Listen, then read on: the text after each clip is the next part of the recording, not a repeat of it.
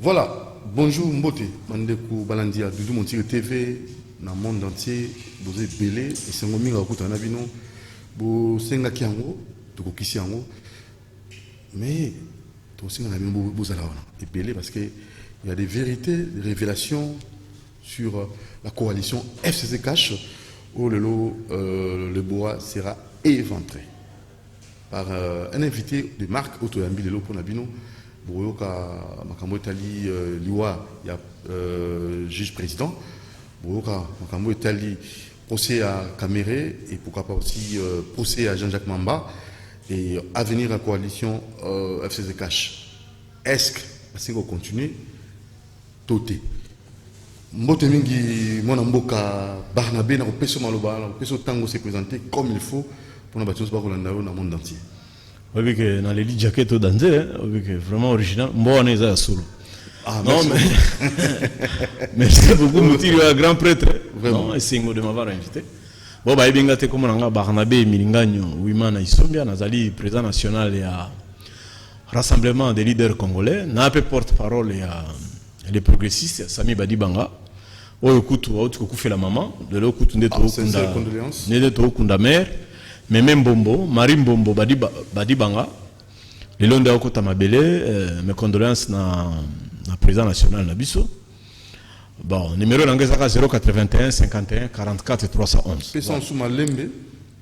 Plus 243 81 51 44 311.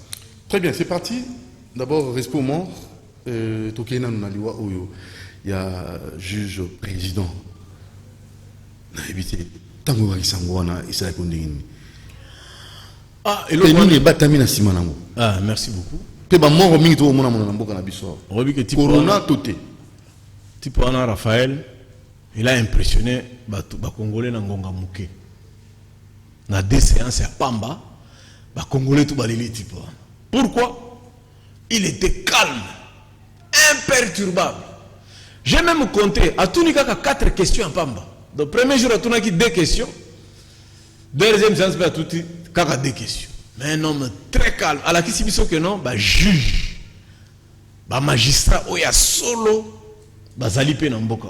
Condoléances à sa famille. Condoléances à Bananaï. Mais, tant qu'on a bandé talaï, calme à Zalaki Nango, n'a niveau à timbre à Mungongo, en tant que connaisseur, je l'ai trouvé déjà qu'il était malade. Donc, bato ba pesa qui est musalawana parce que c'est un homme honnête. Honnête pourquoi? Au moins il va procès belé mutiri de kakanamboka oh izaka ba porte. Oh bakati biso etanya lopango. Oh izaka ba ibinga 20 000, ba ibinga 2 000. Mais on les a procès ba millions.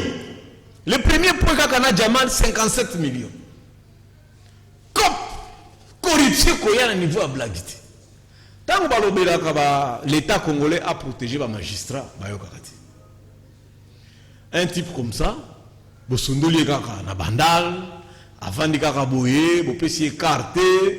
Au moins président, premier jour à qui est un peu comme ça. Deuxième jour, sentir peut-être que non via bandiko gunzama muke. On sentait un peu qu'il avait un problème de santé. Au lieu de soigner, donc on appelle Mikonzi Mboko comme ça la rananko. Il a gagné beaucoup de sur ce procès du siècle bongo. Mais l'histoire retiendra qu'il a été un homme de la hauteur. Pourquoi? Caméra intimidé Ndengenyos. Je suis directeur de cabinet, et je fais fonction, je suis partenaire, et je suis concepteur. Type on a vendu Kimia à Bangui Kamérité, Jamal. Type on a, oh je vais parler en arabe, oh on a beaucoup de oh moté me téléma, oh bozana zouanangai. Il est resté calme. Type on a, il nous a marqué, Nzamba Pambolae, Apesa Epe Kimia et Sikazali. Mais à venir à procès, non, c'est normal. Bah, qu'on recomposer chambre, bah, ben encore recomposition de chambre, c'est-à-dire bah, qu'on s'appelle type mususu. Oh, à tout le monde qui caméra, na makamona bino ya balano, yo musala no ezalaki nini. Type on a zaki pembero. Très calme peu.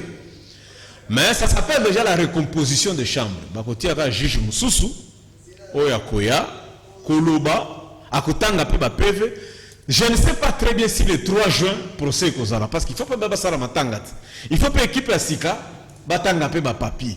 Mais comme le procès est public, ils ont le Canada TV, monde entier, bakoluka pe kaka peut-être juge peut ya mayele lisusu koleka aokipe koya ou bien juge moko aza sage eloko moko bakongole faut retenir procès wana ekotelema te procès wana ekocontinue mais bamikonzi ya justice baza na intérêt ya kotia un juge stable incorruptible. Pourquoi? Parce que j'ai compté Kamere cite trop le président. Chaque phrase à Kamere ngaïté na bando sala kaka boye na bando to saka mibeko objectif ya Kamere kotanga kaka Tshisekedi tout le temps wana suka na yeba bwila pe président akota pe kopo wana po ya zalaki simana ye abandoli akasima na ye. Alors le cas la procès wana ko mema biso probablement ba interpeller le président pendant ou après le mandat. Il faut procéder à la propre. Donc il faut à la propre. Ba magistrat il faut pas la penza que non mboka o ba juge pe batanga solo ba tricher te bazali. Oui, ndeko banabe toke rapidement Jean-Jacques Mamba. Procès naye c'est ngo za lelo pour que la paix soit au sein mandé mais on a évité en tant que mon mboka revendication wana Jean-Jacques Mamba. Ba yeke ba koloba yaza na kati ya coalition te ayekoluka nini na makambo ya FCC cash. Non, vous allez mon mboka nini ko koloba. Jean-Jacques Mamba azali député élu na Lukunga. Mais constitution le biboy. So ko komi ka député, o komi député à Congo mobile. Très bien. Makambo nyoso ya Congo e bandi ko tala yo. Ça c'est de 1, de 2. Mais Jean-Jacques Mamba biso tout le monde a kaya wat. Jean-Jacques Mamba za mutu ya bato. Yo ke de koyebisa ba électeur na ye que non congrès kaka sali 2 heures ya pamba pona ko proroger kaka état d'urgence 7 millions bala moko ebimi. To beti déjà machine so que député so ko zo muke $14,000. Basali 2 fois congrès donc Mamba na beti $28,000. Yé moko pe nanzala na bambau kozanga ba carburant au vandi boye ba que non il fallait besoin 14,000. Akotuna te. Bon, il y a tout mis à vérifier. Même les députés à Kalabalobi, non, on peut savoir qu'à prime $1,000. Le col a payé 608, donc ça fait $600,000. Et qu'on est qu'à 700 000. Kabound s'est trompé. Moutabunga, et le bas Jamal, avion payé Koyak. Batouni, ah non, peut-être que tu t'es trompé. Est-ce que tu ne peux pas retirer les propos? Ah boy. Ah, mon ami, est-ce que, bah, combien il y a 3 fois? Ah boy. Ah, le col a boy qu'on retire les propos. C'est que, Makambolobi, on a, et c'est solo. Tout le cas, c'est qu'on a mikanda. Mais le cas, ça député. Loi et le biboé, règlement intérieur. Si on a commis pétition, il faut 10% de député va signer. Il y a juste 70 signatures. Oh non, mon cas, la signature qu'on a, ils ont le quota. Non, là n'est pas le problème. Article 107 de la Constitution, le biboé, on a député. À cause de ses opinions, à cause de ses prises de parole, et comme ma pétition, et ça lit opinion. Ok, au Kangaïte. Yami Balé. Ce qui est basé dans la session parlementaire, le col à l'élo, basé dans la session de mars. Ce qu'on dit par exemple, député a violé. Au côté député a bomi moutou. Il y a même la flagrance. Ce qu'on kangiye, beaucoup kangaye pété. Il faut même mettre dans le parlement. Baninga na yeba député, ba tombo la loboko. Ba lo babon, tondini bo kangaye. Ce qui, baboyi. Maman goya funda kitambo awa. Pona ba impolitesse na yena banani wana. Cassation à tout niveau, est-ce que vous pouvez savoir ce temps? Sénateur va dire non. Et si on a dit mais pour une attente membre il s'est mis pour monter. Il y a un ça va bien un mouton noir. Ba député, ba magistrat oyo, ba zalaki ba diable lobby, les lobby ko comme ba anjité. Ba ça na bisaye mabe. Ba landela ki sami nani saiba ya Geoffrey, asara ki lobby. Aja va se plaindre été, syndicat se plaindre été, ministre se plaindre été. Yo, il y a 6 heures. C'est-à-dire, drapeau est maintenant noté. Yo, il y a toka député. Et là, on a en principe, tout, il fallait battre les mélanges. Il fallait le peuple congolais battre les mélanges.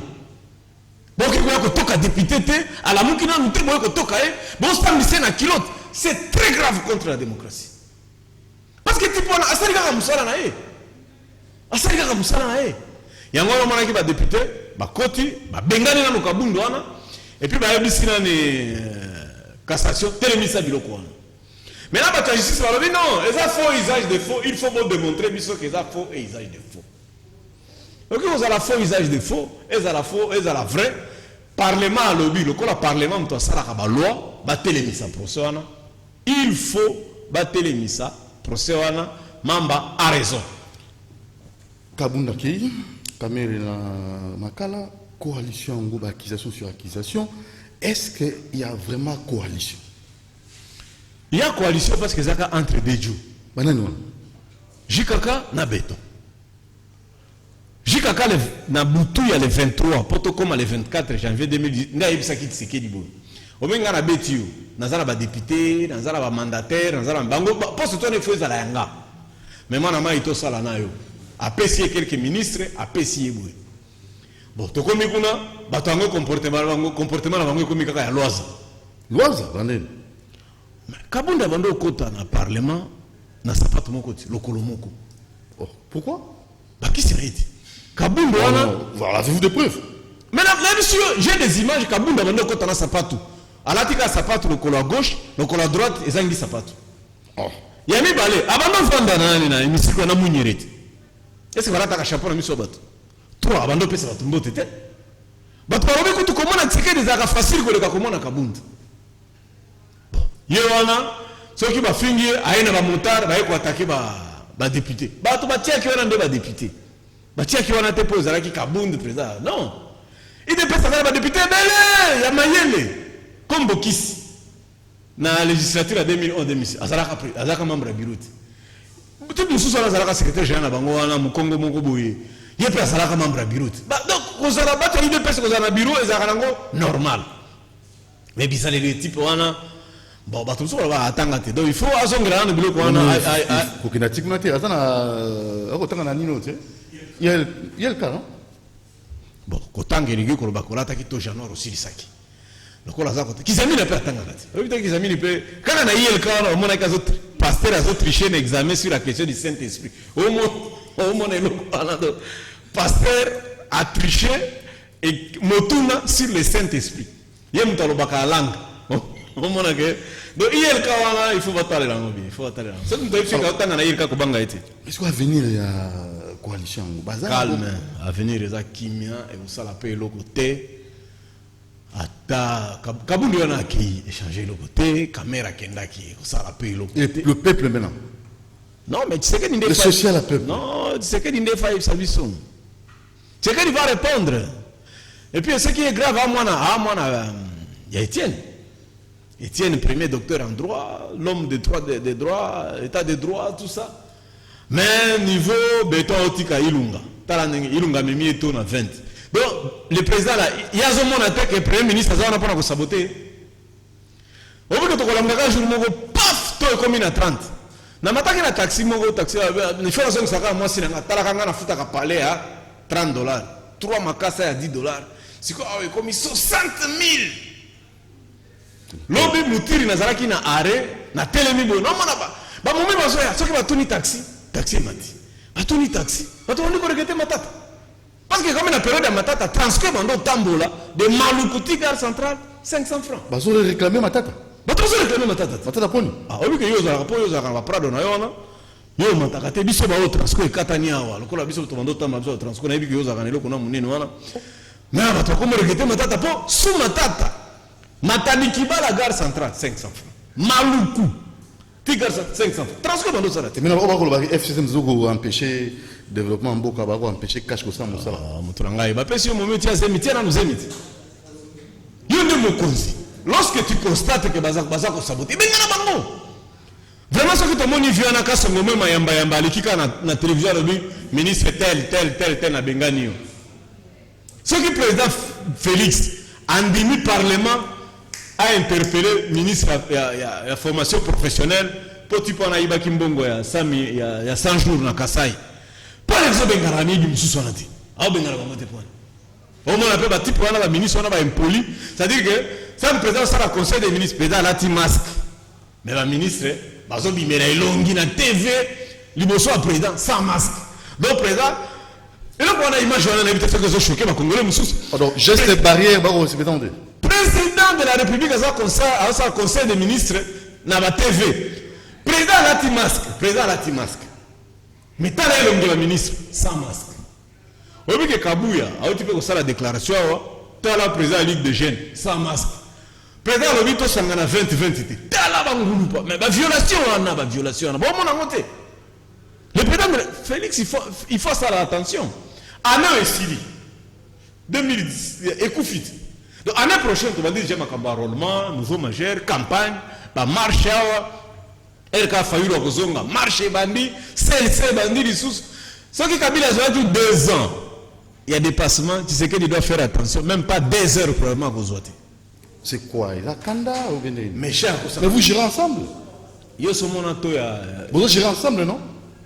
Yo so monato ya 20, n'amboko. Donc même Binobe, vous c'est pas discuté. Ah, niveau en bas ils ont. Mais FCC cache non? Mais FCC cache ça dans mon conseil, on dit ce que dit. Non, nazo pe kisa. Est-ce que maman Olivier zo kababilo quoi? Yo so mona moi c'est président qui kababilo. Président visité comme malade INSEF. Tolobeli était président tout le monde a ôté. Aux autres visiter la malade. Peu va toi Covid dans ba ouais là. Mais on va gérer plus de 18 ans non? Mais tout tika qui comme boulevard non? Kabila géré à Tiki boulevard, Kabila géré à Tiki biloko. Tu sais que tu vas Tiki. Ça de monter en Damboine. Moutir. Donc président, faut qu'il le secret à Tiki. L'histoire va retenir quoi? Ndambo so de mouton. Ah.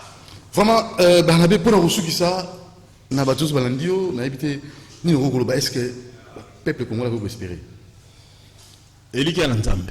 Niveau o nzambe ba. To na choix lisusu niveau nzale komi awa bana batikali kana ndako ane kufi transport komi difficile loyer komi pasi kofuta kana komi lisusu kuluna amati ya kosakana même ba tu gouvernement bango pe ban denire si alobi soko ke na présence ba 250 ndezo mona suka bino ba ndozo ta ba 350,000 $, ba pasteur me mikolo 200 pamba ce qui peut t'embrouiller comme on a master ba tu bazala cabinet président na do bango tu matanga kwa dollar ya na muti dollar ya ti to kemba moiti photo loba moi kulune ko tuende ministre azali no ministre intérieur même kulune zongi ministre ngo pe ya IDPS nga moni bo peja ki mais ça vieux non peja ki nani Félix Tshisekedi yé moko nda tiaki bango yé président moko tiaki ah moi bo ngo sepela bo ngo seka. Mais bango ne bazaka spécialité à kofinga batut. Quand Kabila était ici tout le monde Mobutu. Bon, ba étudiant va commencer nga Kabila. Bon c'est nani ba commencer nga Kabila. Tala succès mon livre za ngona kini mikolo. A o mené le bazak. Ma olive ayana ba chloroquine mabe apesa muyembe mbongo mabe apesa loso mais bino bo lié maboko au travail nini bazo kabati mutiri batu ya beto bazo kabati le président zo kabate ba conseiller bazo kabate baza na raison peu parce que na ina ne kaka boy na ndambu 23 matanga do ba cotisation ya matanga eliki. Voilà, merci beaucoup monsieur Barnabé et nous allons rappeler son numéro pour peut-être na bosenga vous contacter pour na Barnabé Milinganyo Wimana Isombia plus 243 81 51 44 311 Mandela plus 243 81 51 44 311. Voilà, merci beaucoup monsieur Barnabé. Bandeko Balandi, souci na biso Congo de la développer. Souci na biso zali peuple congolais atika kolela mais na kotalaka ba politicien au Congo neti penza moto na moto intérêt na intérêt à coalition na intérêt à parti na. Ça nous déplorons. Bon ngana lika forme ngana lolina ngana ensemble a dino bana kina bato mukili mutira beti dante. Ba intérêt moto na moto d'abord azolu kisango kaka. Poto moni ba auto bando kanisa ke balinga peuple na moya ina ne ba bet déjà ba deux buildings. Bato suba changer ba car bato ba dame ba hamburger na ngonde sala bango ba farata et comme il dégâts pour nous. Merci beaucoup. Merci beaucoup, abonnez-vous massivement sur Doudou Montire TV. Appelez si vous voulez passer au 0 89 61 52 634 plus 243 89 61 52 634. Grand merci à vous et à toute l'équipe technique. Ciao.